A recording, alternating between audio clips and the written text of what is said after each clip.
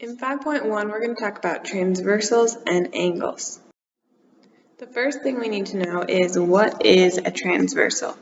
And the definition of a transversal is it's a line that intersects two or more lines. So right here you can see our transversal in red. This line is intersecting or it's cutting through two different lines. Okay, so it could be two or more.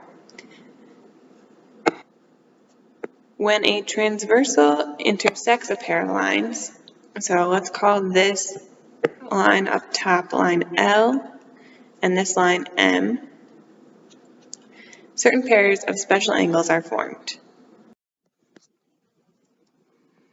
And then I'm going to number our angles in the corners here. So if we call this angle 1, 2, 3, and 4.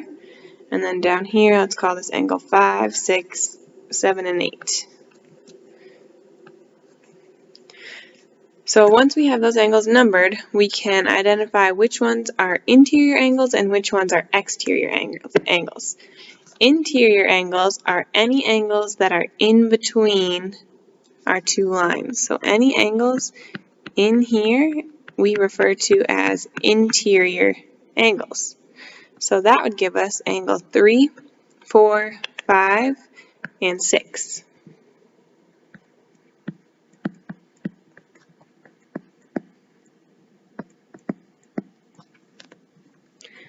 Okay, then we have exterior angles, and exterior angles are anything outside. Exterior means outside, so anything outside of our parallel lines. That would leave us with angle 1, 2, 7, and 8.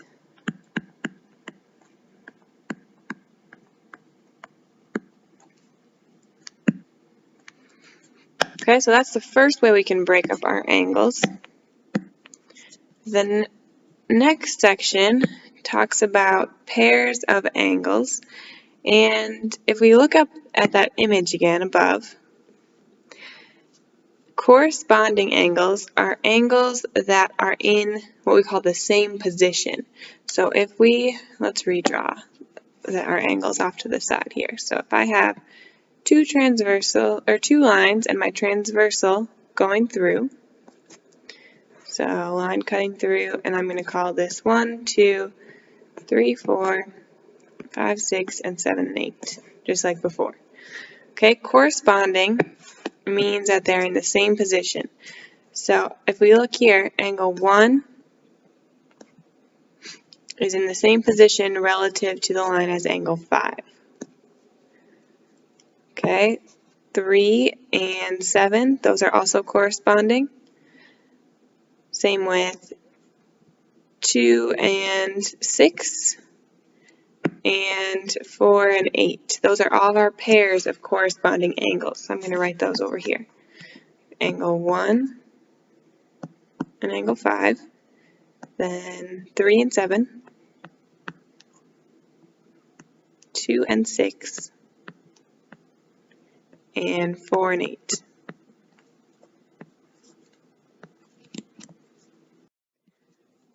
Okay, then what we call alternate interior angles.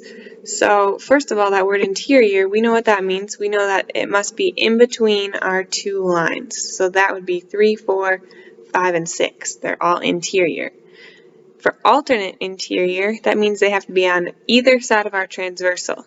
So if we look at our numbers, we have 3 and 6. They are both interior angles and they are on a different side of my transversal. And remember that transversal is this line right here that cuts through. Okay, so one example of alternate interior would be 3 and 6. Then our other example would be 5 and 4. They're on different sides and they're both interior. Angle 5 and angle 4. Similar for alternate exterior, if we have exterior angles, that means they're outside of our line, so that's 1, 2, 7, and 8. And again, if they're alternate, that means they're going to be on different sides of our transversal. So if we look at 1 and 8, those are both outside and on a different side of my transversal. Same with 2 and 7.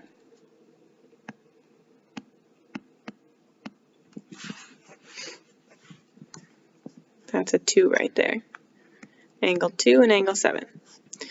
Okay, then if we had same side interior, again, that's interior, inside, we have 3, 4, 5, and 6. Same side means they are on the same side of our transversal. So if we look again, we have 3 and 5.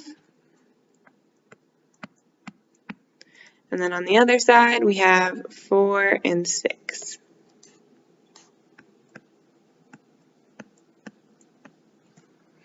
Okay, same thing for same side exterior. That means they're going to be outside. So we have 1, 2, 7, and 8. And if they are on the same side, that would make 1 and 7 a pair. And then we would have 2 and 8 as a pair. Okay, then the last pairs of angles are vertical angles. Remember, we have talked about those. Anytime there is a cross, two angles on opposite sides are the same. They are vertical angles.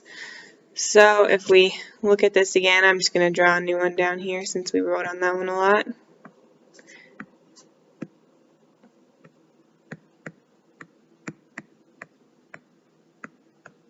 Vertical angles, we would have 1 and 4 as a pair. And 3 and 2.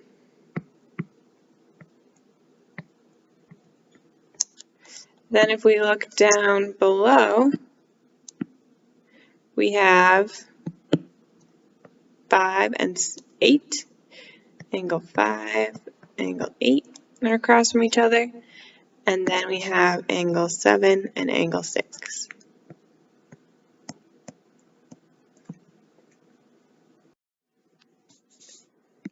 When we have a transversal that cuts across parallel lines, this means that our same side interior and exterior pairs are supplementary. Remember, that means 180 degrees. Supplementary is 180. So if we were to look at an example of that off to the side,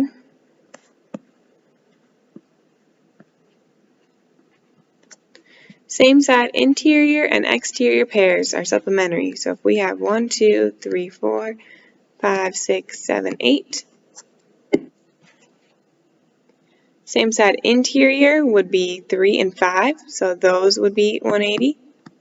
And then same side exterior would be 8 and 2.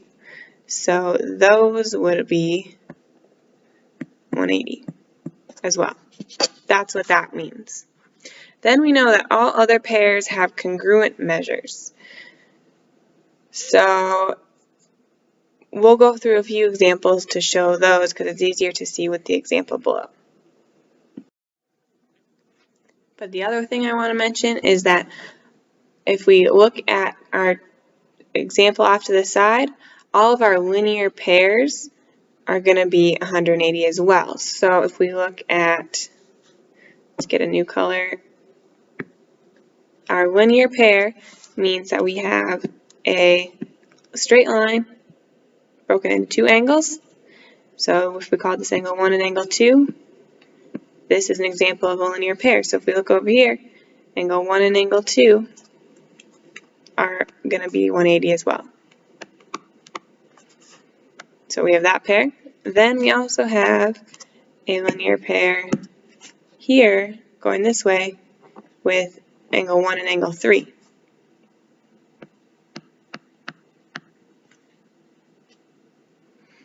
So if we write out all of those linear pairs, there's a bunch of them. We would have angle 3 and angle 4, angle 5, angle 6, angle 7, angle 8, angle 2 and angle 4, 5 and 7, and 6 and 8.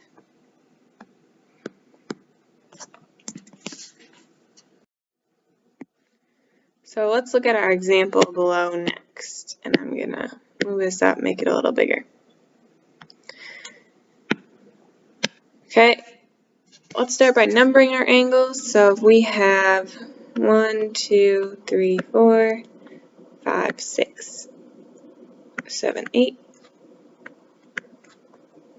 9, 10, 11, 12, 13, 14, 15, and 16. Okay, and then we're going to call this line A, this line B, S, and T. And you'll notice that we have two transversals in this case. So if we look at number 1, list all interior angles along transversal A. If A is our transversal, we want everything inside, in between those two lines, which would be inside of here. And if it's along our line A, it's got to be on line A. That would be 3, 4, 9, and 10.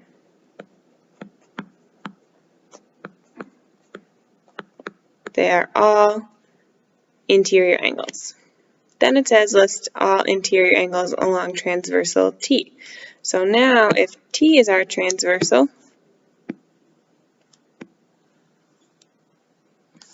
we're looking for everything in between that line T. So that would be everything included in between my two lines right here. If it's got to be on line T, that would be 10 and 12 and 13 and 15.